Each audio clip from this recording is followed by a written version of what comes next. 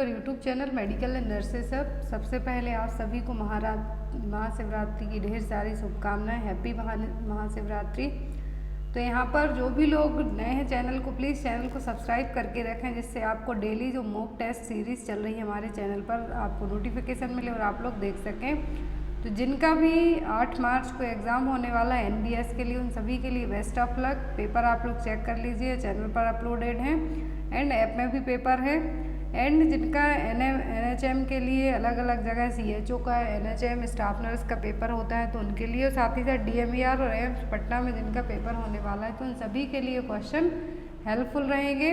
Daily आपको 2 series है जो प्रोवाइड करवाई जा रही हैं, पर सीरीज़ 50 MCQs रहेंगे और जो चैनल पर चैलेंजिंग क्विज हैं उसमें आपको सेपरेट क्वेश्चन रखे जाते हैं जो यहाँ आपको चैनल पर नहीं रहे थे उससे डिफरेंट वहाँ रखे जाते हैं, ताकि आपके दोनों जगह से ज़्यादा कंटेंट आप है जो कवर कर पाएँ। लास्ट वीडियो में लास्ट क्लास में एक क्वेश्चन आपको दिया था। क्वेश्चन था the purpose of deep palpation is to assess. तो डीप पाल्पेशन से हम क्या असेस करेंगे? स्किन टर्गर, टेम्परेचर, ऑर्गन या फिर हाइड्रेशन। तो हम डीप पाल्पेशन से असेस करेंगे ऑर्गन्स। किसी ऑर्गन्स में जैसे हमने एब्डोमेन को चेक किया तो वहाँ पे हेपेटोमेगाली, स्प्लीनोमेगाली, ये सभी चीज़ें तो नहीं हैं। इन सभी चीज़ों को असेस करने के लिए क्या किया जाता है? Deep palpation. एब्डोमिनल असेसमेंट के जो स्टेप होते हैं वो एग्जाम में आपको असेस होगा ऑर्गन्स। कोई स्वेलिंग या फिर कुछ फ्लूइड एक्यूमुलेशन, ये सभी चीज़ें तो नहीं है, तो किससे चेक करेंगे हम? डीप पाल्पेशन से। एब्डोमिनल असेसमेंट के जो स्टेप होते हैं इंस्पेक्शन, ऑस्कल्टेशन, पाल्पेशन, परकशन, ये आपको एग्जाम में आते हैं। स्पेशली इनके स्टेप्स पूछे जाते हैं कि इनका वे क्या होगा। पहले आप इंस्पेक्शन करेंगे कि परकशन करेंगे, तो ये चीज़ें आपको एग्जाम्स में आती हैं। आज की सीरीज़ का फर्स्ट क्वेश्चन है विच of the following learning domain is a skill domain. तो इनमें से क्या है जो एक स्किल डोमेन, लर्निंग को लेके स्किल डोमेन है? ऑप्शन में है यहाँ पर कॉग्निटिव, अफेक्टिव, कोनेटिव या फिर नन ऑफ द अबव।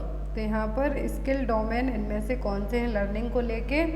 तो स्किल डोमेन का मतलब होता है स्पेशलाइज्ड प्रोफेशन एक तरीके से, या तो हम डिसिप्लिन कहते हैं, प्रोफेशन भी कह सकते हैं।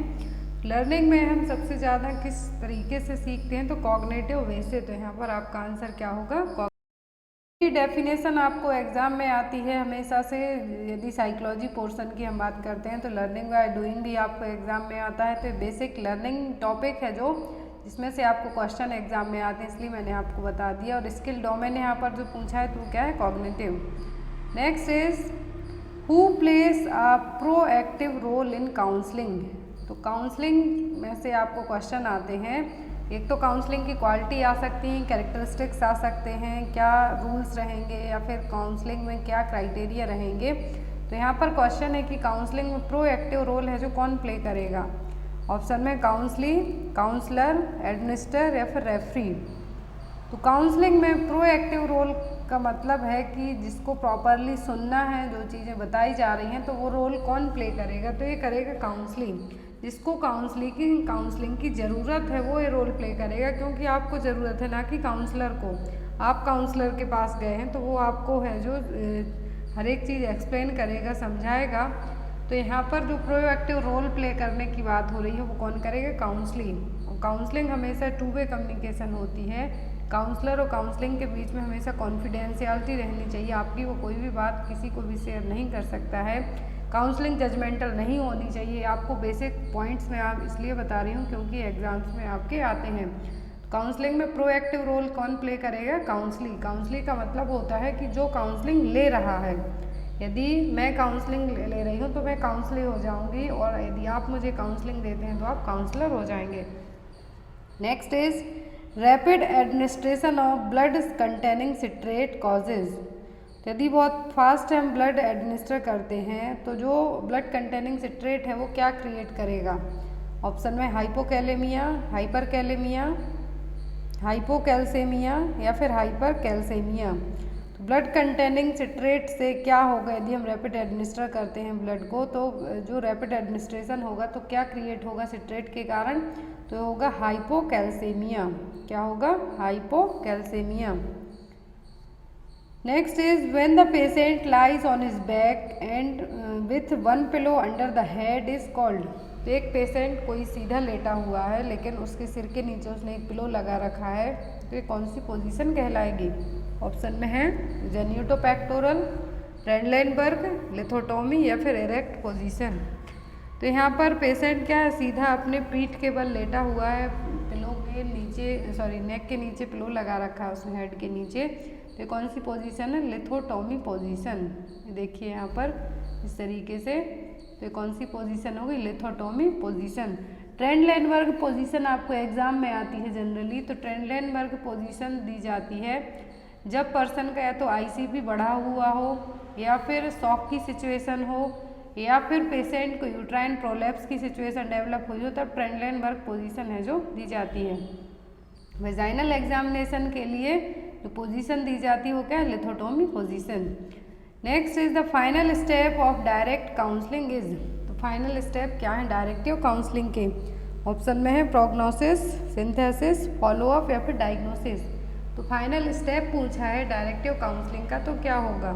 तो फाइनल मतलब कि एंड होने वाली है आपकी काउंसलिंग की जो पूरी प्रोसेस चली है, तो क्या होगी? फॉलोअप। आप है जो क्या करेंगे, एक बार फॉलोअप के लिए जाएंगे। आपका काउंसलिंग पूरा, यदि आपकी 6 मंथ की काउंसलिंग हुई या फिर 1 मंथ की काउंसलिंग हुई, तो आफ्टर दैट क्या रिजल्ट निकला, क्या एवालुएशन हुआ, तो उन सभी चीज़ों के लिए क्या होगा? Follow up. Next is which risk factor for diabetes mellitus is non modifiable. इनमें से कौन से रिस्क फैक्टर हैं डायबिटीज़ मेलाइटिस के लिए जो कि नॉन मॉडिफाइबल है? नॉन मॉडिफाइबल का मतलब कि हम उनमें चेंजेस नहीं ला सकते हैं। ऑप्शन में advancing as, obesity, physical inactivity, poor control of blood glucose level. तो यहाँ पर कहा है कि नॉन मॉडिफाइबल, तो नॉन मॉडिफाइबल यहाँ पर क्या है? एज को हम नहीं रोक सकते। एडवांसिंग एज का मतलब है कि आपकी बढ़ती हुई एज को रोकना आपके हाथ में नहीं है, जेनेटिक्स को रोकना आपके हाथ में नहीं है, बट आप जिन चीज़ों इथनिसिटी को आप नहीं रोक सकते, तो ये सब क्या होगा? नॉन मॉडिफाइबल हो जाएंगे, मतलब कि ये फैक्टर्स चेंजेबल नहीं है। बट हम ओबेसिटी को कम कर सकते हैं, फिजिकल इनएक्टिविटी को सुधार सकते हैं, poor control of blood sugar level, तो इसको भी है जो हमारे हाथ में है अपना ब्लड शुगर लेवल मेंटेन करना। बट एज को, जेनेटिक्स को, इथनिसिटी को, रेस को हम इन सभी चीज़ों को चेंज नहीं कर पाएंगे। Next is the teaching method in which student learn to do critical thinking through discussion and interaction and develop higher analytical cognitive skills is. तो एक टीचिंग मेथड है जिसमें क्या हो रहा है, स्टूडेंट्स को क्रिटिकल थिंकिंग के बारे में समझाना है, हमें डिस्कशन भी होना है, इंटरेक्शन भी होना है, but higher analytical cognitive skill base पर, मतलब कि कुछ अच्छी चीज़ें हैं, ऐसी चीज़ें हमें बतानी है जिसमें बहुत कन्फ्यूजन भी हो सकता है, तो किस मेथड से, किस टीचिंग मेथड से हम ये चीज़ें समझा पाएंगे? ऑप्शन में सेमिनार, सिंपोजियम, पैनल डिस्कशन या फिर लेक्चर। तो यहाँ पर टीचिंग की ऐसी मेथड जिसमें हमें क्रिटिकल थिंकिंग की ज़रूरत पड़ेगी, थ्रोली डिस्कशन भी होगा किसी टॉपिक को, इंटरेक्शन भी होगा, तो वो कौन सी मेथड है? तो वो है सेमिनार। सेमिनार के थ्रू हम ज़्यादा लोगों को क्या कर सकते हैं, कुछ ऐसी चीज़ें समझा सकते हैं जो कि आपको अपने सोचने समझने की क्षमता पर भी ज़्यादा जोर देना पड़ेगा। तो ये सब चीज़ें किससे होंगी? सेमिनार से। यदि आप कुछ बेसिक समझाना चाहते हैं तो लेक्चर से समझा सकते हैं। पैनल डिस्कशन में 5 लोगों का पैनल बना दिया जाएगा, आपसे पूछा जाएगा, ये भी 2 पे होगा। बट यहाँ पर कहा है कि क्रिटिकल थिंकिंग की ज़रूरत भी पड़ सकती है, तो वो क्या है? Seminar. Next is which method of teaching would be most suitable to teach nursing care of children with mental retardation for a class of 100 nursing students. तो यदि हमें किसी नर्सिंग केयर के बारे में, या फिर हम कौन सी मेथड अपनाएंगे यदि हम क्लास में 100 नर्सिंग स्टूडेंट हैं और हमें उनको मेंटल रिटार्डेशन के बारे में बताना है, तो ऑप्शन में है ग्रुप डिस्कशन, लेक्चर कम डिस्कशन, प्रॉब्लम सॉल्विंग या फिर वेब बेस्ड लर्निंग। तो मेंटल रिटार्डेशन से है जो इसके IQ लेवल से बहुत क्वेश्चन आते हैं, तो पहले हम इस क्वेश्चन को देखते हैं, फिर हम बात करेंगे मेंटल रिटार्डेशन की। तो मेंटल रिटार्डेशन टॉपिक हमको दिया गया है और हमें 100 नर्सिंग स्टूडेंट्स को एक साथ ये चीज़ समझाना है, तो कौन सी मेथड है जो बेस्ट होगी? तो वो होगी लेक्चर कम डिस्कशन। को क्लास में एक साथ मेंटल रिटार्डेशन बताना है कि मेंटल रिटार्डेशन के टाइप्स क्या हैं, इसका क्लासिफिकेशन क्या है, क्या कैटेगरी होगी, तो वो सभी हम कैसे समझा सकते हैं? लेक्चर कम डिस्कशन से। ग्रुप डिस्कशन में ये चीज़ पॉसिबल नहीं होगी, ना ही प्रॉब्लम सॉल्विंग में, ना ही वेब बेस्ड लर्निंग में। बट लेक्चर लेके जो हमें क्लासरूम में पढ़ाया जाता है उस मेथड से हम क्या कर सकते हैं, सभी बच्चों को मेंटल रिटार्डेशन के बारे में बता सकते हैं। अब DSM 4th क्लासिफिकेशन के अकॉर्डिंग मेंटल रिटार्डेशन की 4 कैटेगरी हैं, mild, moderate, severe and profound. तो माइल्ड जो मेंटल रिटार्डेशन होती है, जब उसमें IQ लेवल 55.5270 तक रह जाए IQ, तब क्या है, माइल्ड मेंटल रिटार्डेशन, जिसमें person easily home based treatment से ही ठीक हो सकता है। अडॉप्टिव लिमिटेशन इन 2 और मोर डोमेन्स। एंड जो मॉडरेट होगी, इसमें जो IQ लेवल होगा 35 से लेकर 54 तक होगा, 35 to 54 रहेगा। इसमें पर्सन अपने बेसिक काम कर पाएगा। बट जो सीवियर होगी, इसमें 20 to 34 तक IQ लेवल जाएगा। इसमें adoptive limitation in all domains, आप दूसरों पर कम्प्लीटली निर्भर रहेंगे। प्रोफाउंड में IQ लेवल बिलो 20 हो जाएगा और आपको हॉस्पिटलाइज करने की ज़रूरत पड़ेगी। तो ये क्या हो गई, IQ लेवल के according mild, moderate, severe, profound mental retardation. अब फॉर्मूला यदि आपको आता है तो मेंटल रिटार्डेशन के लिए IQ लेवल फॉर्मूला क्या है, तो वह mental as divided by chronological age into 100। क्या है, mental as divided by chronological age का मतलब है कि जो कि आपकी अभी रिसेंट में क्या है एज है वो, और यहाँ पर IQ आपको इस तरीके से निकालना होगा। तो mental as divided by chronological age into 100, तो इससे क्या निकलेगा, IQ लेवल है जो निकल आएगा। Next is diet prescribed for patient having mall absorption syndrome is. तो यदि किसी पर्सन को माल एब्जॉर्प्शन सिंड्रोम है, मतलब कि कुछ ऐसी डाइट्स है जिनको एब्जॉर्ब करना उनके लिए क्रिटिकल रहेगा, तो माल एब्जॉर्प्शन सिंड्रोम में कुछ चीज़ों से आपको क्या रहता है, परहेज रखा जाता है। माल एब्जॉर्प्शन सिंड्रोम में आपको क्या है जो डाइट में प्रिस्क्राइब किया जाएगा, ऑप्शन में vitamin B12, folic acid, corticotropin या फिर ग्लूटेन फ्री डाइट। तो जो माल एब्जॉर्प्शन सिंड्रोम है, इसमें जो डाइट प्रिस्क्राइब की जाएगी वो होगी ग्लूटेन फ्री डाइट। कैसी डाइट, ग्लूटेन फ्री डाइट है जो प्रिस्क्राइब की जाएगी, जिससे आपको डाइजेस्ट करना इजी रहे।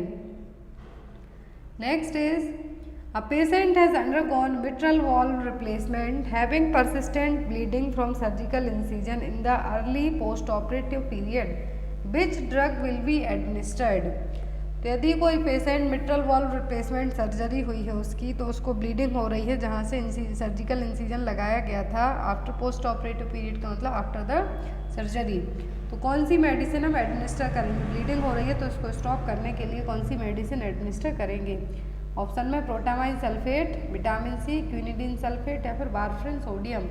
तो जो यहाँ पर हम मेडिसिन एडमिनिस्टर करेंगे वो होगी यहाँ पर प्रोटामाइन सल्फेट। कौन सी मेडिसिन होगी, प्रोटामाइन सल्फेट। के कारण क्या हुई है, ब्लीडिंग हुई है। तो ब्लीडिंग का जो रीज़न हो सकता है वो क्या हो सकता है, हेपेरिन हो सकता है या फिर कुछ अदर रीज़न हो सकते हैं। तो उस हेपेरिन क्या करेगा, ब्लड क्लॉट को बनने नहीं देगा, इससे ब्लड क्या होगा, पतला होगा। तो जब ब्लीडिंग हो रही है तो स्टॉप करने के लिए यहाँ पर क्या दिया जाएगा, तब दिया जाएगा प्रोटामाइन सल्फेट। हो सकता है कि ओवरडोज हो गया हो हेपेरिन या फिर कुछ और रीज़न रहा हो, तो यहाँ पर प्रोटामाइन सल्फेट देकर उस ब्लीडिंग को हम स्टॉप कर सकते हैं।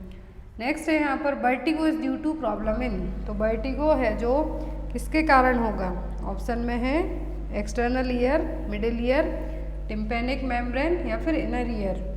तो वर्टिगो की प्रॉब्लम होती है जनरली जब इनर ईयर में क्या हो, कुछ प्रॉब्लम हो। तो यहाँ पर आपका आंसर क्या होगा, डी, इनर ईयर। वर्टिगो का मतलब होता है सडन इंटरनल और external spinning sensation often triggered by moving your head too quickly. Vertigo generally जब मैनर्स डिसीज डेवलप होती है, वर्टिगो, टिनिटस, डीफनेस, ये 3 साइन होते हैं, तो उसी में वर्टिगो देखने को मिलता है।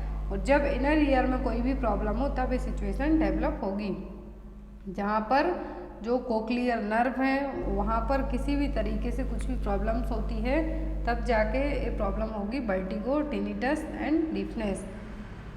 Next is electrocardiogram is a. तो इलेक्ट्रोकार्डियोग्राम क्या है, ECG, recording of brain, recording of wave activity, peristalsis, recording of heart activity या फिर नन ऑफ द अबव। तो EEG ब्रेन की मूवमेंट को रिकॉर्डिंग करने के लिए यूज़ किया जाएगा, बट जो ECG है हार्ट एक्टिविटी को रिकॉर्ड करने के लिए यूज़ होगा। नेक्स्ट है alpha keratin is protein present in. तो अल्फा कैरेटिन नाम का प्रोटीन कहाँ रहेगा, वूल में, एग्स में, ब्लड में या फिर स्किन में। तो अल्फा कैरोटीन प्रोटीन होगा, कहाँ पर होगा, स्किन में। Next is hepatitis B is most commonly transmitted through. तो हेपेटाइटिस बी किसके थ्रू ट्रांसमिट होगा, इन्फेक्टेड ब्लड से, कंटामिनेटेड फूड और वाटर से, सेक्सुअल कॉन्टैक्ट से या फिर ब्रेस्ट मिल्क से। तो जो हेपेटाइटिस बी है मोस्ट कॉमनली किसके थ्रू ट्रांसमिट होता है, तो ये होगा इन्फेक्टेड ब्लड से सबसे ज़्यादा चांसेस रहेंगे। सेक्सुअल कॉन्टैक्ट से होगा बट सीमेन से उतना ज़्यादा ट्रांसमिट नहीं हो पाएगा एज़ कम्पेयर टू ब्लड के।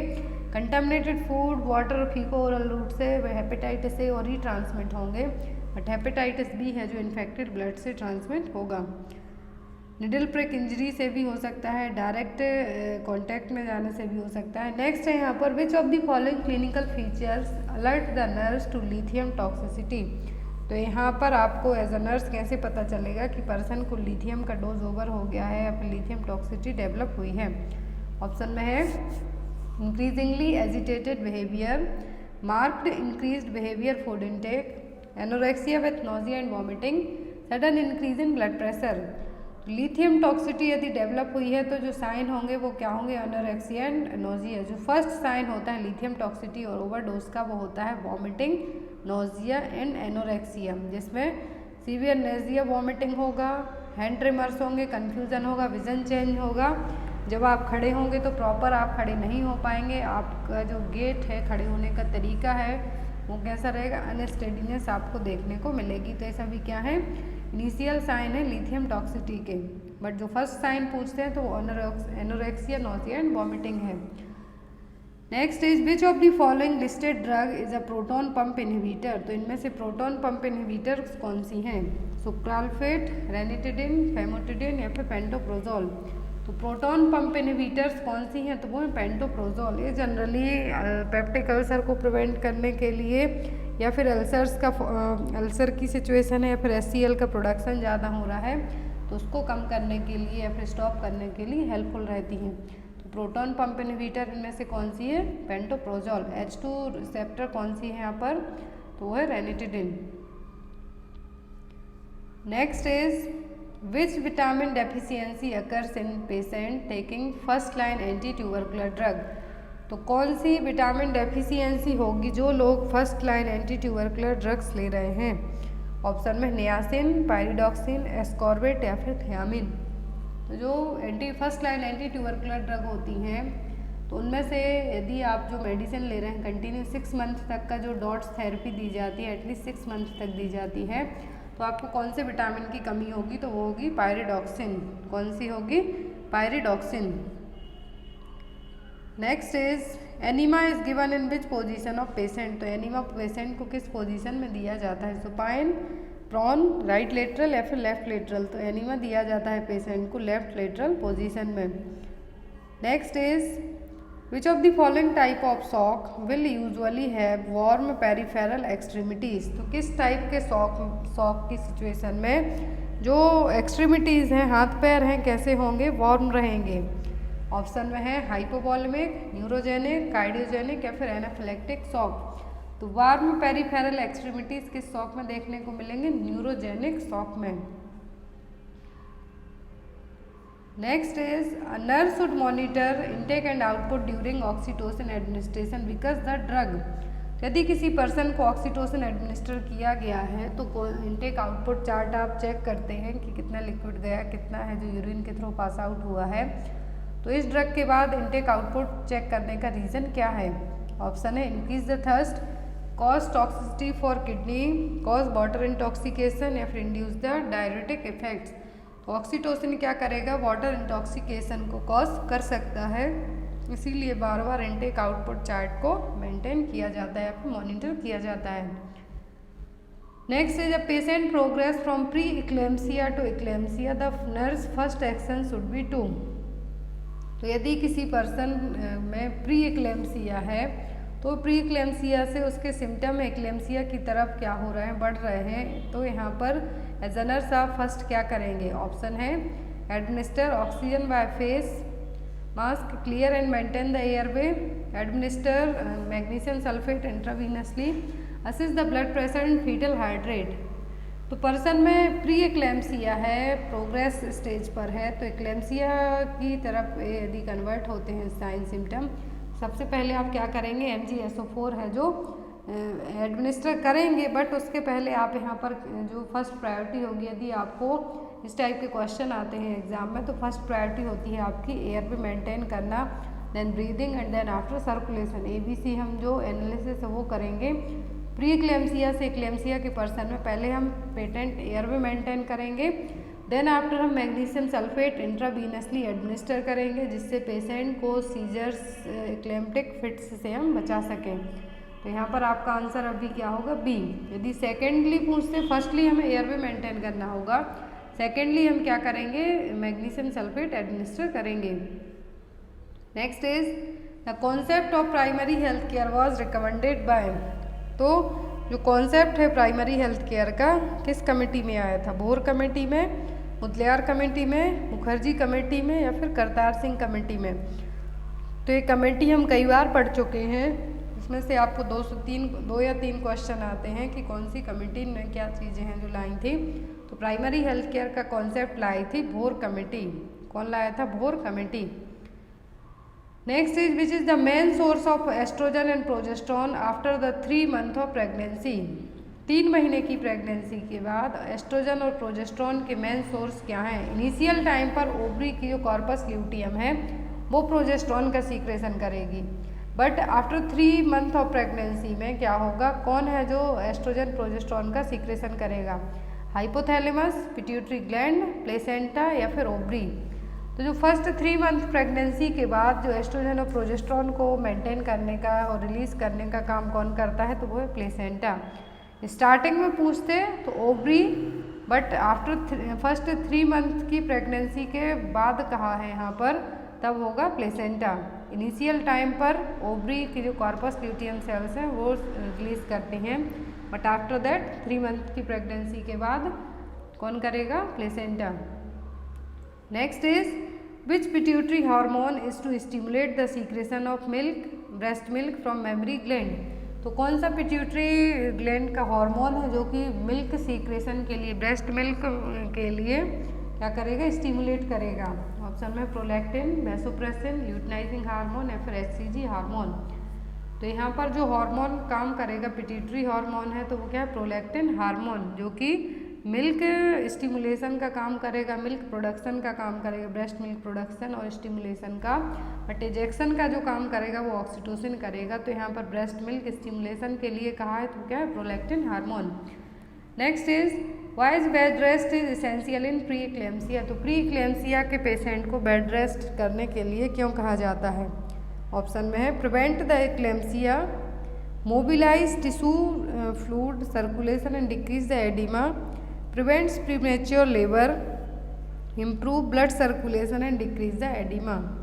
तो यदि किसी पर्सन को प्री एक्लेम्सिया है, प्री एक्लेम्सिया में ब्लड प्रेशर हाई होगा, प्रेगनेंसी इंड्यूस्ड हाइपरटेंशन की सिचुएशन है, तो प्री एक्लेम्सिया से पर्सन यदि एक्लेम्सिया में शिफ्ट होता है तब कन्वल्जन्स आने लगेंगे।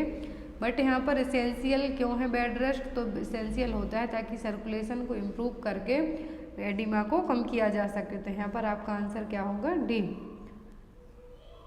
प्लेसेंटा प्रीविया में भी बेड रेस्ट करने के लिए कहा जाता है, प्री एक्लेम्सिया में भी कहा जाएगा, क्यों, ताकि एडिमा को कम किया जा सके।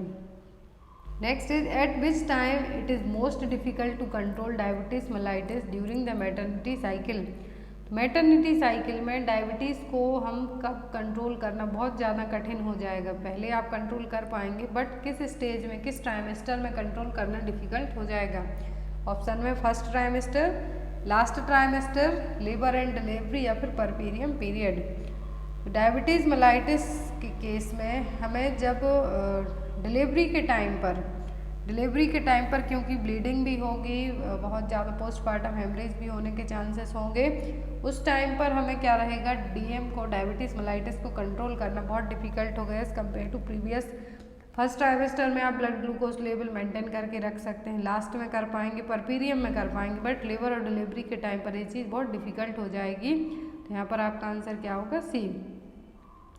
Next is which one is the hazard of induction of labour with Pitocin.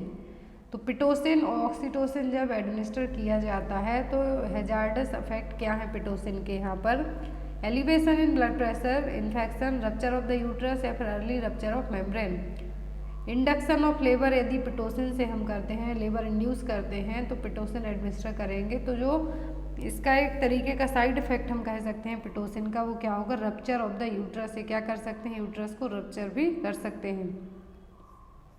Next is which is the common and idol female pelvis for labour. तो लेबर के लिए जो और पार्चुरेशन के लिए जो मोस्ट फेवरेबल फीमेल पेल्विस होती है वो कौन सी है, तो ऑप्शन है एंड्रॉइड, गायनेकॉइड, प्लेटिप्लॉइड या फिर एंथ्रोपॉइड।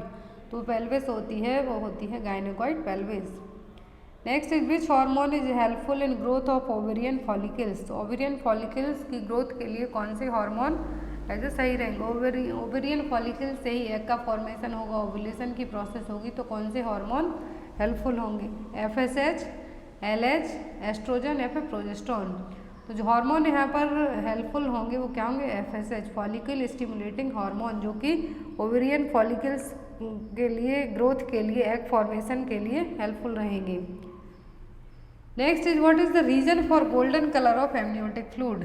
यदि एमनियोटिक फ्लूइड का कलर कैसा है, गोल्डन है, जनरली नॉर्मल क्लियर कलर का होता है, बट यदि गोल्डन कलर का है तो क्या रीज़न है, RH incompatibility, fetal distress, post maturity, intra uterine death. तो जो यदि एमनियोटिक फ्लूइड का कलर कैसा है, गोल्डन कलर का है, दैट मीन्स क्या है, RH इनकम्पैटिबिलिटी प्रेजेंट है। ये देखिए यहाँ पर कलर दिए हुए हैं, यदि गोल्डन येलो है तो RH इनकम्पैटिबिलिटी, ग्रीनिश येलो है that means post maturity, baby after 42 week के बाद डिलीवर हुआ है। डार्क मरून कलर का है मतलब कि डार्क रेड है तो क्या है, एक्सीडेंटल हेमरेज हुआ है। डार्क ब्राउन है दैट मीन्स स्टिल बर्थ हुआ है बेबी, या फिर हम ये कह सकते हैं डेड फीटस है यूट्रस में। ब्लड स्टैंड है मतलब कि एब्रप्शन हुआ है या फिर बासा प्रीविया की सिचुएशन है।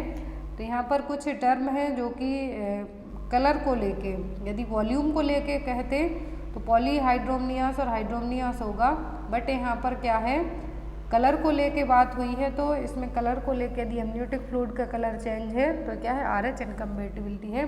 ग्रीनिश टाइप का है तब क्या रहेगा, मेकोनियम रहेगा, बेबी का फर्स्ट पासिंग स्टूल होगा। गोल्डन कलर है तो RH incompatibility. Next is how much additional amount of calorie should be taken by a pregnant women as per the WHO। तो WHO के अकॉर्डिंग एक प्रेग्नेंट लेडी को कितनी calorie है जो पर डे एक्स्ट्रा लेनी चाहिए। ऑप्शन में है 300 किलो कैलोरी, 500, 1000 या फिर 100 किलो कैलोरीज। तो WHO के अकॉर्डिंग एक प्रेग्नेंट वुमेन को पर डे यदि कैलोरी की बात की जाती है तो कितना लेना चाहिए एक्स्ट्रा, 300। लैक्टेशनल स्टेज की बात करते तो 500 किलो कैलोरीज, बट प्रेगनेंसी में कितना, 300 किलो कैलोरीज। और आपको एक क्वेश्चन और आता है कि यदि प्रेगनेंसी स्टेज में फर्स्ट ट्राइमेस्टर में कितनी कैलोरीज एक्स्ट्रा लेनी चाहिए, तो बिल्कुल भी नहीं लेनी चाहिए, ज़रूरत ही नहीं होती, बट सेकंड ट्राइमेस्टर से पड़ेगी। बट इनिशियल और फर्स्ट ट्राइमेस्टर में 3 मंथ में स्टार्टिंग के कोई भी एक्स्ट्रा किलो कैलोरीज लेने की ज़रूरत नहीं होती है। Next is which of the following is the highest diameter of the female pelvis. तो फीमेल पेल्विस का हाईएस्ट डायमीटर कौन सा है, एंटीरियर, पोस्टीरियर, लेटरल, ओब्लिक या फिर ऑल आर इक्वल। तो हाईएस्ट डायमीटर क्या है, एंटीरियर पोस्टीरियर डायमीटर। देखिए यहाँ पर एंटीरियर पोस्टीरियर डायमीटर क्या है, हाईएस्ट है। फिर यहाँ पर ट्रांसवर्स और ऑब्लिक डायमीटर भी हैं, तो इनका इनलेट, कैविटी और आउटलेट तीनों चीज़ें बताई हुई हैं। तो सबसे छोटे की बात करेंगे तो वो ट्रांसवर्स होगा, बट यहाँ पर हाईएस्ट डायमीटर की बात हुई है तो क्या, एंटीरियर पोस्टीरियर डायमीटर।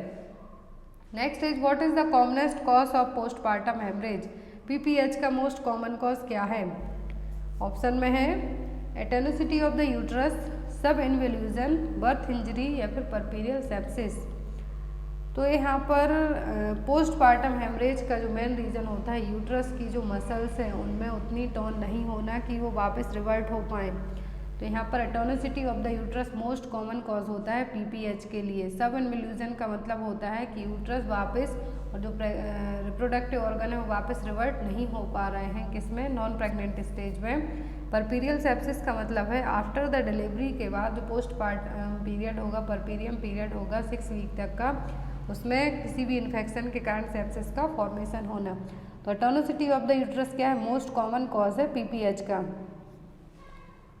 नेक्स्ट फिर यदि दूसरे पूछते हैं, फिर होता है रिटेंड प्लेसेंटा की। रिटेंड प्लेसेंटा का मतलब होगा कि यदि प्लेसेंटा बेबी डिलीवर होने के 30 मिनट तक एक्सपेल नहीं होता है अपने आप से, तो क्या है? Retained placenta. तो वो भी एक सेकंड कॉज हो सकता है, बट फर्स्ट क्या होगा? Atonicity of the uterus. Next is how much total weight gain occurs during the pregnancy. तो नॉर्मल प्रेगनेंसी में कितना वेट गेन होगा? 6 kg, 8 kg, 11 kg या फिर 14 kg। तो नॉर्मल प्रेगनेंसी में यदि वेट गेन की बात करते हैं हम, तो कितना होता है? 11 kg। Next is which of the following is the management of partial placenta previa. तो पार्शियल प्लेसेंटा प्रीविया के लिए क्या मैनेजमेंट होगा? Caesarean section, blood transfusion, dilatation and curettage, that means DNC, complete bed rest. तो partial placenta previa को manage करने के लिए बेस्ट तरीका होगा वो होगा कंप्लीट बेड रेस्ट। क्या है? Complete bed rest. ना तो सिजेरियन सेक्शन की ज़रूरत है, ना ही ब्लड ट्रांसफ्यूजन की, ना ही DC की। तो ब्लड कंप्लीट बेड रेस्ट से भी इस सिचुएशन को हम ट्रीट कर सकते हैं, मैनेज कर सकते हैं। ट्रीट तो नहीं कह सकते, बट मैनेज हम जरूर कर सकते हैं। Next is primary features of cervical cancer include. तो सर्वाइकल कैंसर के प्राइमरी फीचर्स क्या होंगे?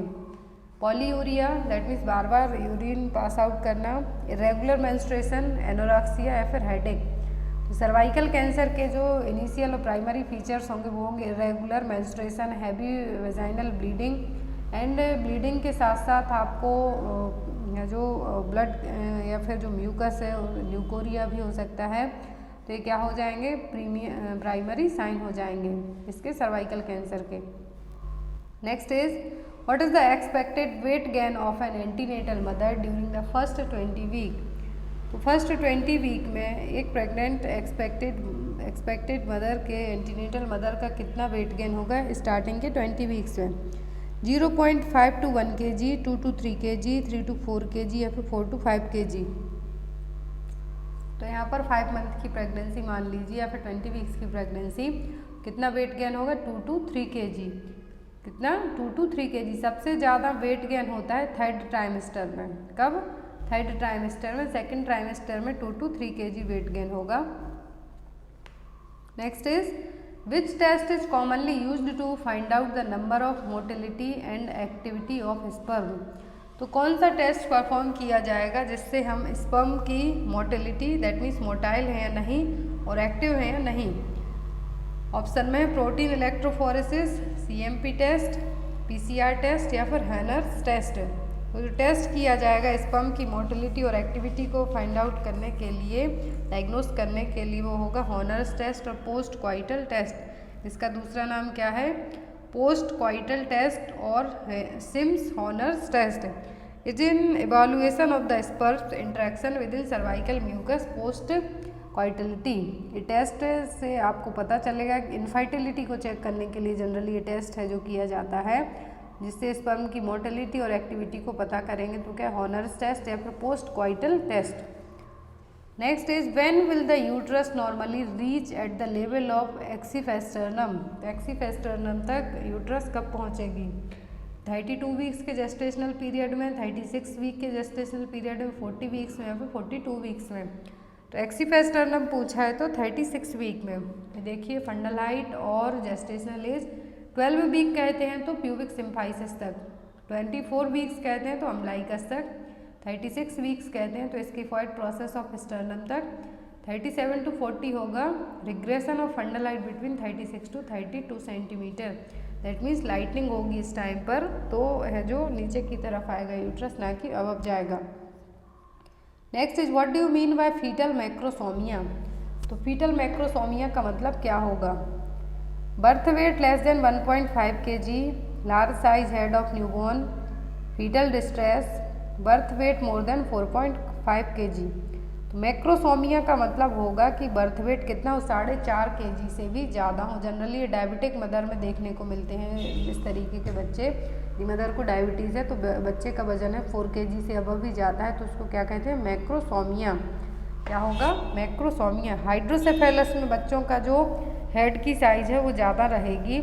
एंड यहाँ पर 1.5 kg यदि बर्थ वेट है तो ये किस में आएंगे, very low birth weight babies में आ जाएंगे। और जो मैक्रोसोमिया है इसमें क्या होगा, birth weight more than 4.5 kg रहेगा। Next is when administering an intramuscular injection to an infant the nurse should use which side. यदि आप इन्फेंट को IM इंजेक्शन देते हैं तो कहाँ पर देंगे, डेल्टॉइड मसल्स में, डोर्सोग्लूटियल मसल्स में, वेंट्रोग्लूटियल में या फिर वास्टस लैटरलिस मसल्स में। इन्फेंट को IM इंजेक्शन कहाँ दिया जाता है, वास्टस लैटरलिस मसल्स में। Next is a paediatric patient has been diagnosed with laryngeal spasm. Upon auscultation of this lungs field, the nurse would expect to hear which breath sound। तो यहाँ पर किस type का ब्रीदिंग साउंड आपको सुनाई देगा यदि पेशेंट को लैरेंजियल स्पाज्म डायग्नोज हुआ है तो, ब्रोंचाई और रेल्स, स्टेरॉइडर, क्रैकल्स या फिर वीजिंग साउंड। तो जो साउंड सुनाई देगा, वीजिंग तो जनरली अस्थमा में सुनाई देगा, बट यहाँ पर लैरेंजियल स्पाज्म की सिचुएशन है तो क्या साउंड सुनाई देगा, stridor sound. Next is world health day is observed on. तो वर्ल्ड हेल्थ डे हम कब मनाते हैं, 7 अप्रैल, 8 मई, 9 जून या फिर 10 जुलाई। तो वर्ल्ड हेल्थ डे हम मनाते हैं हर साल 7 अप्रैल को, 7 अप्रैल को एवरी ईयर हम वर्ल्ड हेल्थ डे सेलिब्रेट करते हैं। थीम इसकी आपको एग्जाम में आ सकती है, कब से मना रहे हैं, हमें क्यों मनाते हैं, तो ये सभी चीज़ें WHO का जो हमने एक सेपरेट वीडियो बनाया था, क्लास ली थी, उसमें आपको बताया गया था, तो उस वीडियो को आप एक बार रेफर कर लें। Next is which of the following would be a common indication of infiltration of a peripheral intravenous infusion. तो यदि पेरीफेरल इंट्रावीनस इन्फ्यूजन की सिचुएशन है तो कौन से कॉमन इंडिकेशन देखने को मिलेंगे, redness and swelling around the cannula insertion site, blood return in the cannula, difficulty regulating the flow with gravity, cool skin distal to the insertion site. Common indication है infiltration के, वो कौन से हैं, तो वो होंगे रेडनेस, स्वेलिंग रहना जहाँ पर भी आपने कैन्यूला इंसर्ट किया है। Next is what is the average weight gain of a neonate per day. तो एक न्यूनेट बेबी का पर डे कितना वेट गेन होगा, न्यूनेट कब कंसीडर किए जाते हैं, 0 to 28 डेज तक के बेबी, तो पर डे कितना वेट गेन होगा, 15 to 20 gram, 25 to 30 gram, 50 to 60 ग्राम या फिर 100 to 150 ग्राम। तो पर डे वेट गेन की बात हो रही है तो पर डे वेट गेन होगा 25 से 30 ग्राम पर डे। स्टार्टिंग में 10% तक घट जाता है इनिशियल 10 डेज में, बट आफ्टर दैट डे बढ़ना स्टार्ट हो जाता है। Next is there are a number of risk factor associated with coronary artery disease, which of the following is a modifiable risk factor. यहाँ पर कोरोनरी आर्टरी डिसीज को लेके बहुत सारे रिस्क फैक्टर हैं, तो सभी यहाँ पर कैसे हैं, नॉन मॉडिफाइबल रिस्क फैक्टर हैं। आपको इनमें से मॉडिफाइबल रिस्क फैक्टर पहचानना है, ओबेसिटी, हेरिडिटरी, जेंडर या फिर एज। तो कौन से हैं जो कि मॉडिफाइबल रहेंगे, तो हेरिडिटरी मतलब अनुवांशिकी, जेनेटिक्स, इसको हम चेंज नहीं कर सकते, जेंडर मेल फीमेल को चेंज नहीं कर सकते, एज को भी हम बढ़ती हुई एज को हम नहीं रोक सकते हैं, तो बट हम चेंज कर सकते हैं किसको, ओबेसिटी को। Next is which nursing action is essential when providing continuous enteral feeding. Enteral feeding यदि हम किसी पर्सन को दे रहे हैं, कंटिन्यूअस किए हैं, तो कौन से नर्सिंग एक्शन आप लेंगे।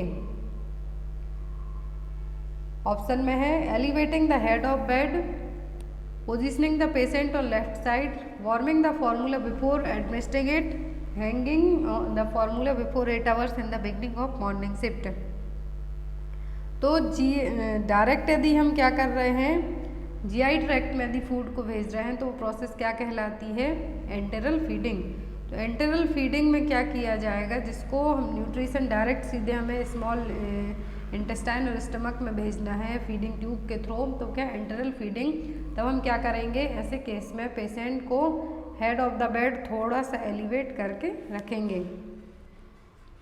Next is birth weight of a child doubles at 5 months of age, while the birth length doubles at the age of. तो क्वेश्चन है यहाँ पर कि बर्थ वेट डबल हो जाता है 5 महीने में। यदि बर्थ वेट 2.5 kg है तो 5 किलो का बच्चा कब हो जाएगा, 5 महीने की एज, जो 5 to 6 month में ट्रिपल हो जाता है 1 ईयर में। यदि बर्थ वेट डबल 5 महीने में हो रहा है तो हाइट और लेंथ कब होगी डबल, ऑप्शन में 1 ईयर, 2 ईयर, 3 ईयर या फिर 4 ईयर। ये क्वेश्चन मैंने आपको कई बार पढ़ाए हुए हैं, बट एक बार फिर से रिवाइज करवा देते हैं।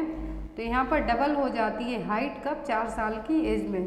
बर्थ वेट डबल होता है 5 मंथ तो 6 महीने में, 5 to 6 मंथ में, ट्रिपल होता है 1 ईयर में, बट यदि हाइट डबल कहते हैं तो 4 ईयर में।